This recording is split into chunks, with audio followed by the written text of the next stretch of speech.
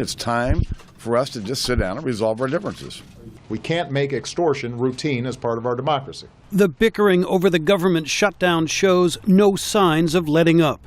And now another dangerous deadline looms, October 17th, when Congress must raise the U.S. borrowing limit or put the country on a path to financial default.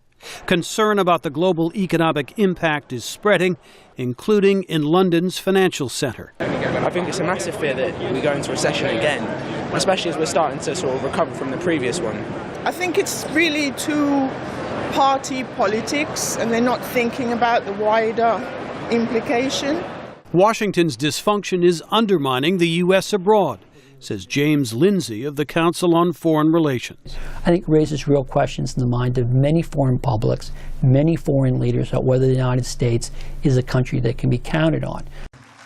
President Barack Obama canceled his trip to the Asia-Pacific Summit in Indonesia because of the U.S. government shutdown and sent Secretary of State John Kerry in his place. I want you all to know that in 2004, obviously, I worked very, very hard to replace a president. This is not what I had in mind.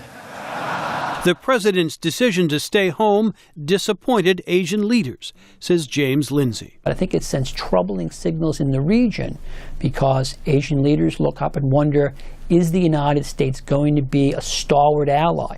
Is it really going to be here in Asia for the long term, or is America going to be too withdrawn, too insular, too focused on its own particular problems to really play a major role in the region? John Fortier at the Bipartisan Policy Center says the dysfunction on display in Washington shows no signs of easing anytime soon. It's part of our polarized world. To the extent that we have divided government, our parties differ a lot.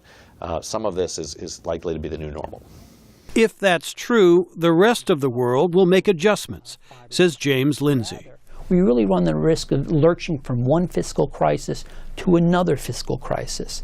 That ends up producing a country that can't invest in its future, but it's also a country that hardly serves as a model that will inspire others.